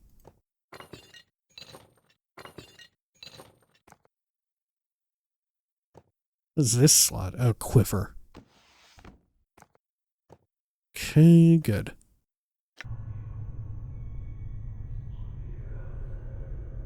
What's behind this? Crescent Hatchet. 2-7 slashing. Thaco -1. Axes. Speed 10, weight 10. Is a high speed number really good? I can't remember anymore. I thought a low one was really fast. Though this huge hatchet has a... Okay, it's probably really slow then. Has a crescent-shaped head. This huge hatchet has a crescent-shaped head. Although an intimidating weapon, it looks more decorative than functional. Not only is it extremely heavy, but the balance is poor and the edge is dull and pitted. Despite the difficulty in using the hatchet in combat, the long handle allows the wielder to put considerable force into the swing. Okay. It's our only slashing weapon, I think. Yeah, piercing, crushing, crushing.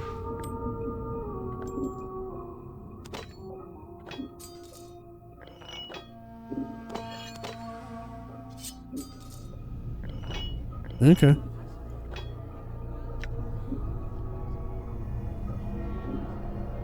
Anything else around here? I think there was at least one other skeleton. There's quite a few. Okay. I mean, should I fuck around with them any? Is this a route I can go through? It is. You there, hold. Uh-oh. I shan't be holding. This is a heavy barred gate of rusted steel. There doesn't appear to be any way of opening it. Heavy metal pipes run from the floor into the wall. Can I speak with a zombie worker real quick? This reanimated male corpse has the numbers 1041 carved into its forehead. Despite its taut, desiccated flesh, it is apparent that its features once held a rather exotic cast to them. The zombie's lips have been stitched closed, most likely to prevent it from moaning incessantly, and it smells strongly of formaldehyde. Anything interesting going on? Continues to stare. Okay. Let's get them to patrol back. Ooh, there we go. Okay. So we could go into either of these little subsections, I think. We just have to be careful and quick. Okay. Another rusty, blood-covered slab. Hello, zombie worker. Oh, it actually made a noise. This woman's corpse pauses in its trudging about as you approach. You notice the number 114 is carved into her forehead. Her mouth has been sewn shut, but the threading is slowly coming loose and faint moans issue from between her lips. Doing anything later? No, okay. Didn't think so. We still haven't found number 42, have we? Or did I find it and forget that I was looking for it?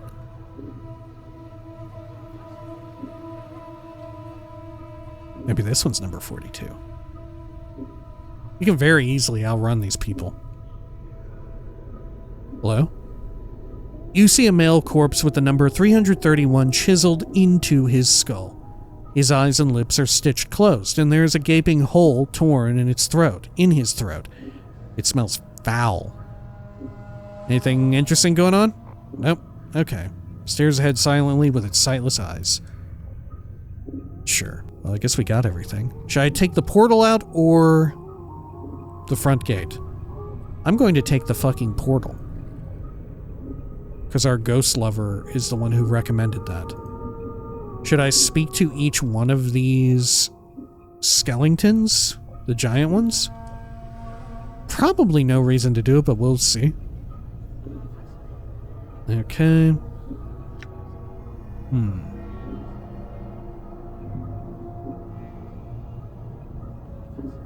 Hey Mort, how about this skeleton? Mort grins. Is that a yes, or... Oh, sorry. Mort floats up to the head of the skeleton, stares at it, then floats back down, studying the armor and the blade as he descends. Oh, yes. Yes. I think this'll do. Alright then, give me a second to pry the head off this thing. I don't know, this thing looks like more than you can handle. I think we better just leave it alone. This thing looks like more than you can handle. Then what in Baator did you ask me for? If I wanted it for... Then what in Baator did you ask me if I wanted it for then? Practicing your cruelty skills? Mort bobs indignantly. And after all I've done for you. Alright then, give me a second to pry the head off this thing. I was thinking of your safety, Mort. I'm worried attaching your head to this thing will hurt you somehow. I think we better just leave it alone. Let's get out of here. I'm worried attaching your head to this thing would hurt you. Mort stares at you for a moment. What? Did we get married at some point? What's all this? I don't want you to get hurt wash. Mort glares at you. If you really cared, you'd find a way to get my head on that giant skeleton's body. Alright then, give me a second to pry the head off this thing. No, I don't care about you that much. Let's go. Okay. Oh, I should probably level up Mort. Save throws, fight skills, 10 HP, 2 HP from con. Okay. Maybe for companions, party members, you can't change their stuff. Okay. Okay. I'm gone. Can I break its enchantment? Can I break the enchantments on all of them? Let's see. See if you can dispel the enchantments woven into the skeleton's breastplate. Okay. Is this the same as before? Okay. So warding enchantment first. There we go. Damn pile of bones. Okay, I'll just take it then. I took the same thing? Yeah, another rune of lesser warding. Alright. Should I be killing them, though? Is my real wonder? I don't know. I feel like they're kind of fucked up and doomed in some sort of like necromantic, like monstrous slave ritual, you know? Like, I don't think they want to be here. But at the same time, do they want to be put out of their misery? Am I doing like a mercy killing, or is this bad? I feel like it might be good to do this, you know? I'm gonna do it to all of them. Okay. I'm gonna dispel it again. And warding enchantment first. See what we get this time. Oh wait, is this different every time? Yeah. Dispelling the enchantment is easier this time around, and the runes quickly unravel beneath your attack. Within minutes, the giant skeleton has been stripped of the enchantments binding it. Remembering what happened to the first, you catch the skeleton before it falls, and with a grunt, lower it to the ground. Let's see what we got this time. You quickly rummage through the skeleton's remains and once again uncover a piece of the skeleton's breastplate. Like the first, this one also has a fragment of its broken enchantment engraved on it. It could prove useful. Let's take it. Okay, rune of armor. Oh, that is a different one. Upon closer examination of this breastplate, you realize you didn't mar the warding rune beyond recognition. In fact, unlike the other breastplates, the spell that maintained the integrity of the giant skeleton is mostly intact. So much so, you could either cast the runes as a spell or copy them into a spellbook and keep it as a part of your arsenal. Either casting or copying the spell will destroy the breastplate, however. To cast the rune as a spell, simply use it as an item. To enter the armor spell into your spellbook, click the copy button on the item interface. I can't do that, though. How do I get wizardly powers? Hello? Okay. How come I can't take its giant blade, though? Right? Okay. I will dispel them again. And warding runes again. There we are.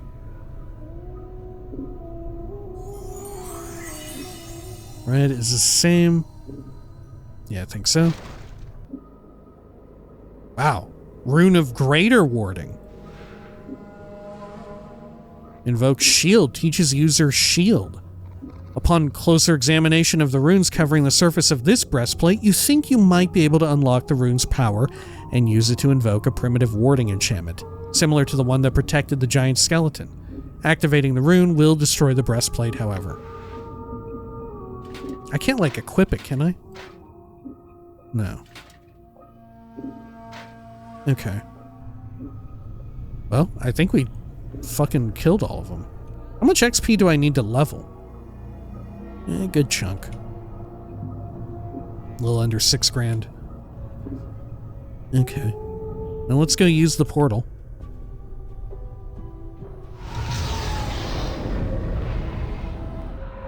Oh.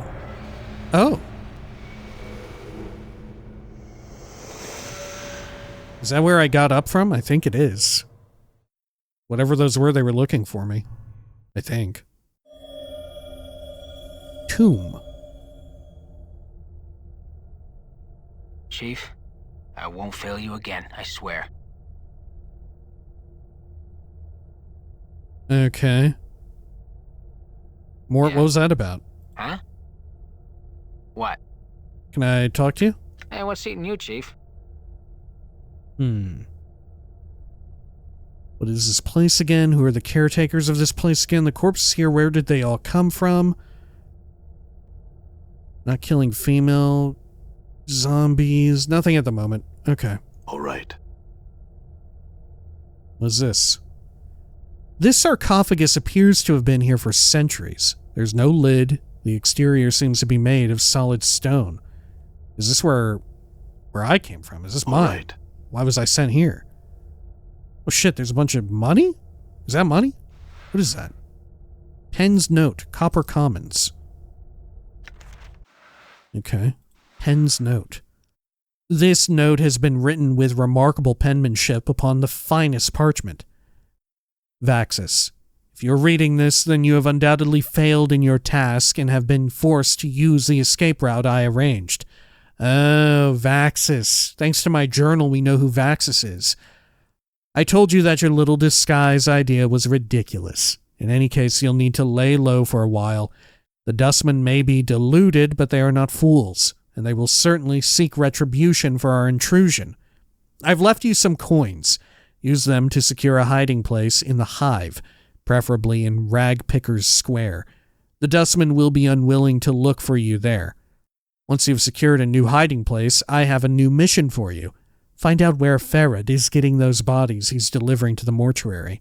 It's apparently causing the dustmen a great deal of upset, and I wouldn't mind knowing myself. Reports are that stone-faced dustman at the Gathering Dust Bar, Initiate Emmerich, I think the fool's name is, has been sending out finders to try and mark Farad's movements. See if you can find out how far along he is, and hinder his efforts until we know more about Farad's activities. I don't want Emmerich finding out something before we do. Signed, Penn. Okay. Sure.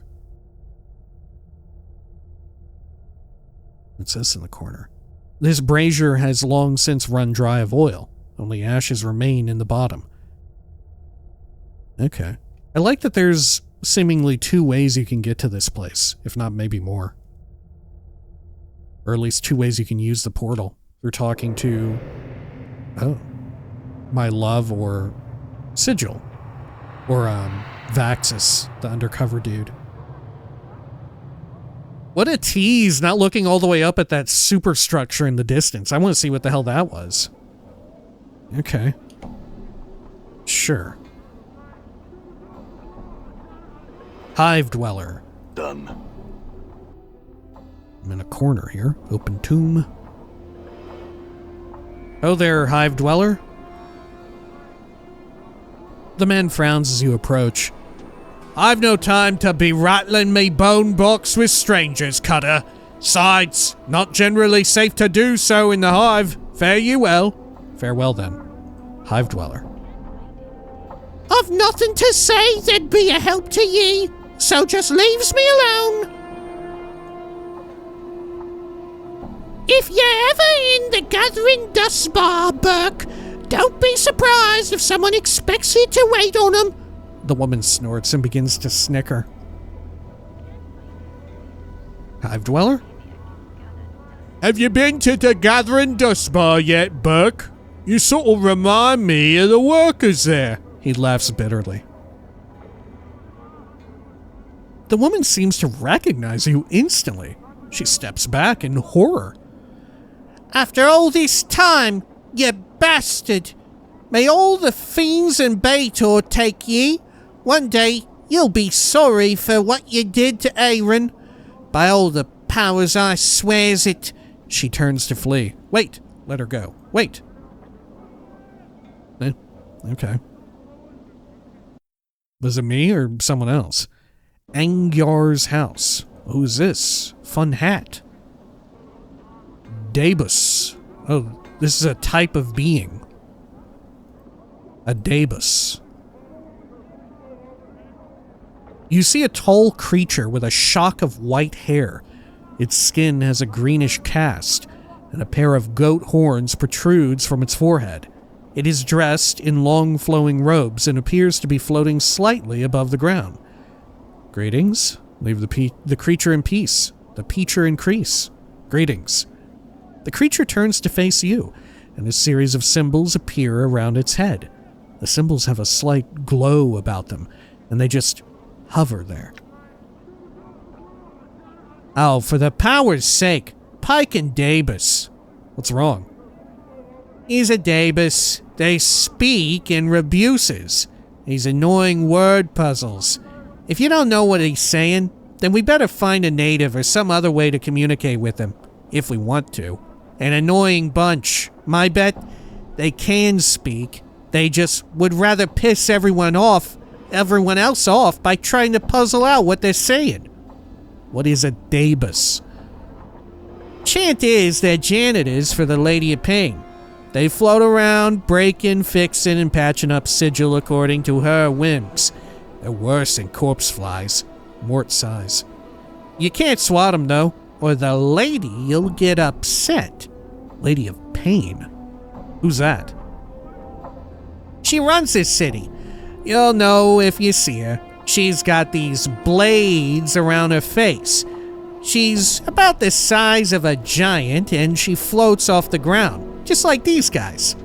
Mort nods at the Dabus, who is looking at you both. Nobody knows much about her. She doesn't speak much. All you need to know is that you don't want to make her angry. If you see her, my advice, run. I see. The Dabus waits patiently, its hands tucked into its sleeves. A series of symbols materialize above its head. Then they vanish, and a question mark appears. Try and strike up a conversation, see if you can translate what the Dabus is saying. Mort, can you translate what he's saying for me? I'm sorry, I don't understand you. Farewell. I'll see if I can translate. 1000 XP. You ask the Dabus several questions, trying to get a feel for the rebuses that appear above its head. It is extremely patient throughout your discussion, giving you easy sentences to translate. After a few minutes, you start to get the hang of it. It feels like you've done this before. Maybe you can help me.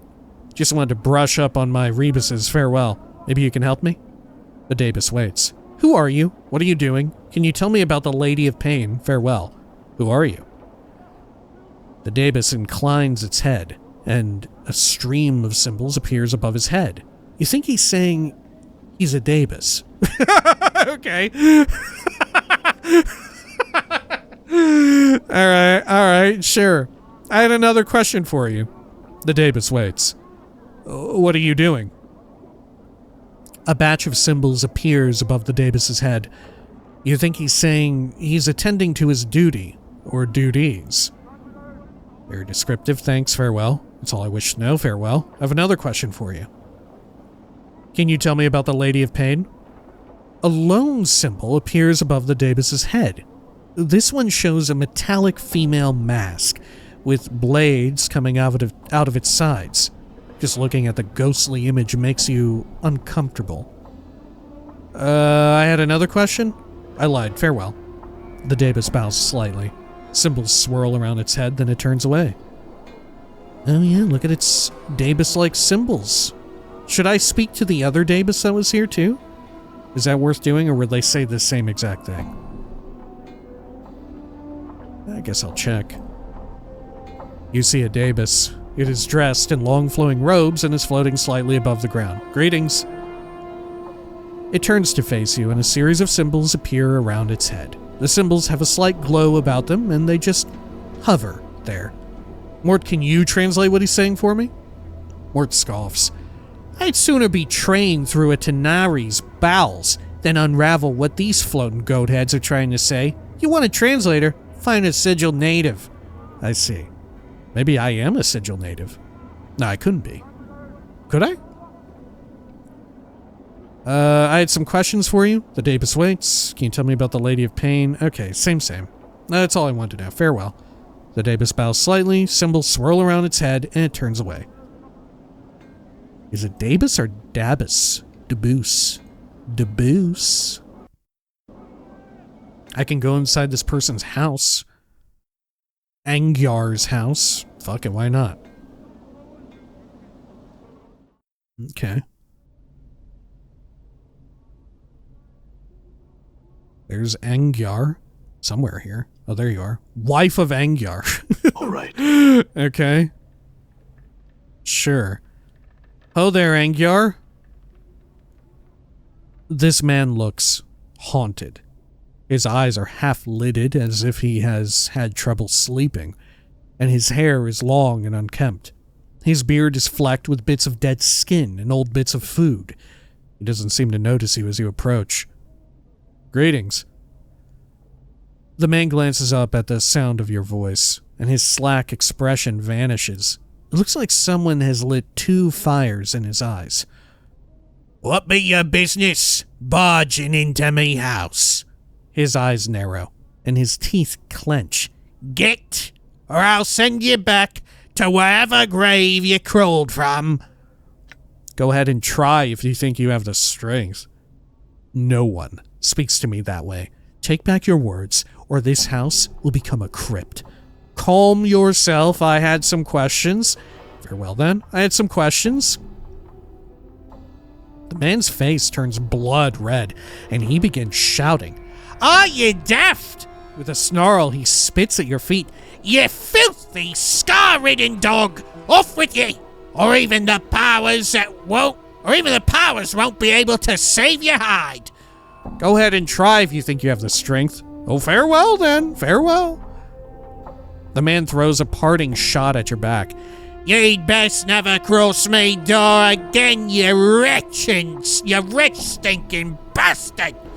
That's it, you've earned your place in a grave. Leave without another word. Can I talk to wife of Angyar?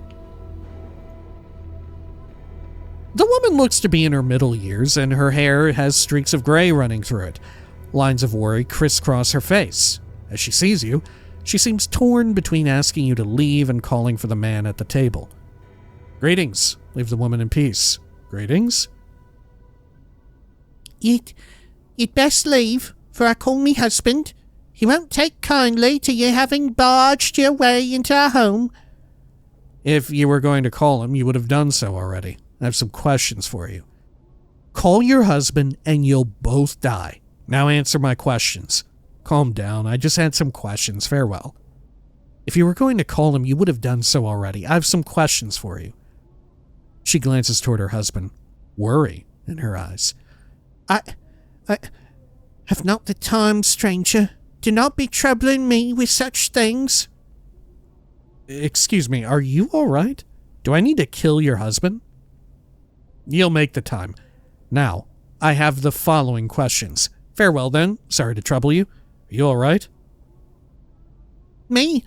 She seems surprised. Oh, aye. She lowers her voice.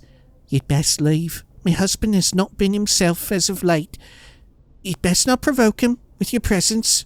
I spoke with him. He seems troubled. What's wrong with him? Well, he'd best not provoke me, and neither should you. Now I have the following questions. Farewell then. Sorry to trouble you. What's wrong with him? He's been out of sorts of late. A touch of the cough, maybe. She gives an unconvincing half shrug. What's really wrong with him? If you tell me what's wrong, I might be able to help. Farewell then. Sorry to trouble you. If you tell me what's wrong, I might be able to help. I think he's done something he regrets. Her worried expression melts into despair. I think he signed one of the dead contracts. I cannot imagine what possessed him to do such a foolish thing. Dead contracts? I see. Sounds like you have your share of troubles. Farewell. Dead contracts? They're dead. The dustmen. They have contracts that give them the right to somebody's body after they die. What do the dustmen do with the body after death? I think we know. I see. Farewell. What do the dustmen do with the body? Animate it with their black magics. Turn it into one of the walking dead. Make it a worker till She looks at her husband helplessly. Till it rots away. Why did your husband sign such a thing? Your husband won't need his body after death. What's the problem? Sounds like you have your own troubles. Farewell. Why did your husband sign such a thing?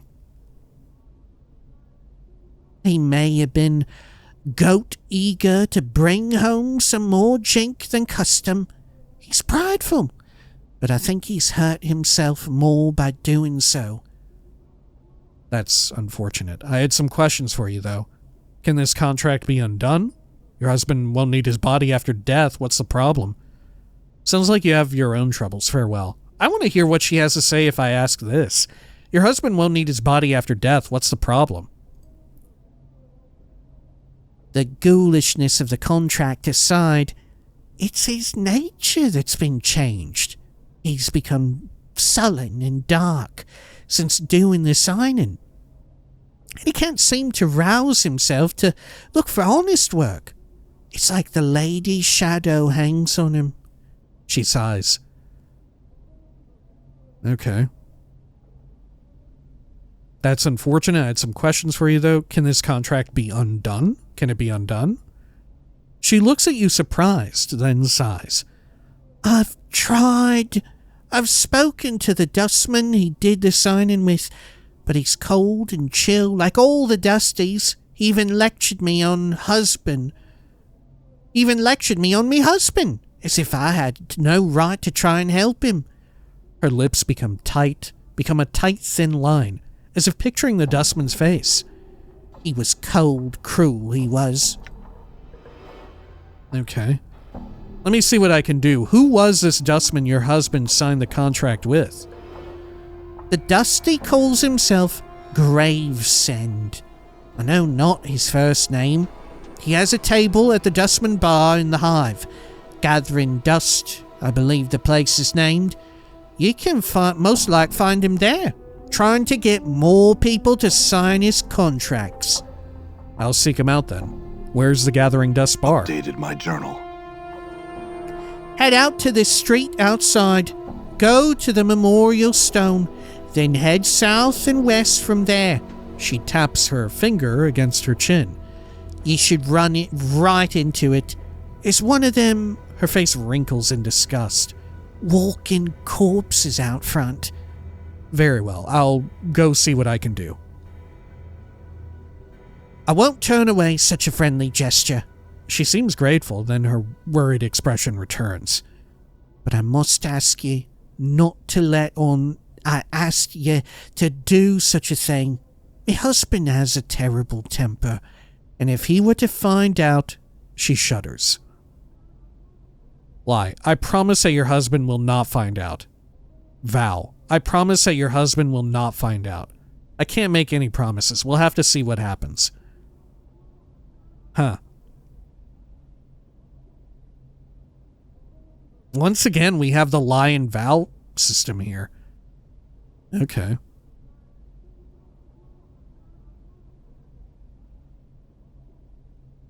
I mean, all of this aside, this sounds, right, like the whole situation with the Dusties taking advantage of them, that is a problem, but it sounds unrelated to their interpersonal one, right? It sounds like Angyar is a piece of shit. And cleverly written, too, the way in which they have called her Wife of Angyar, with hyphens, like hyphenated in this way, just as another step of removing her own, like, personhood, right? And making her seem like she is an object of Angyar, you know?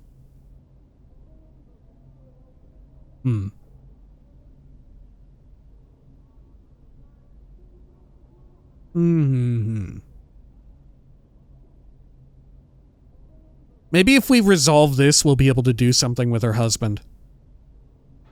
I don't know. Okay, Val, I promise that your husband will not find out. Thank you, stranger. I appreciate your help.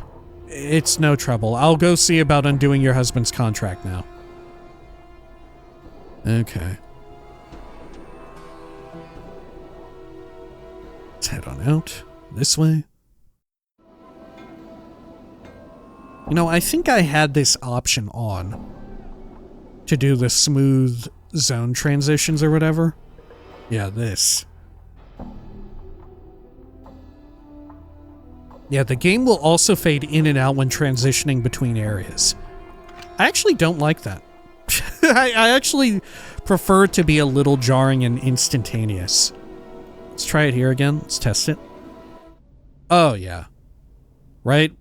It doesn't feel Infinity Engine for me to have it fade to black. I'm gone. Having played BG 1 and 2, it feels more appropriate to have it like instantly kind of like almost jarringly whoosh me right into the next sort of tile. The next sort of screen. All right. Well, you know what? We have arrived in Sigil, in the Hive, more specifically. I think we ought to call it here for now, right? There's a lot of the Hive, though. Alley of Dangerous Angles as well, right there in the middle. Huh. Okay.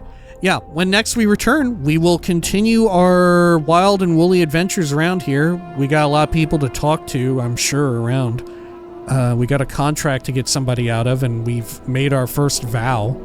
You know, I'm sure upholding or breaking vows is going to be a recurring system of some sort. Maybe it will influence my, like, alignment. Maybe. Yeah, I don't know. All right. Until next time, please take care of each other.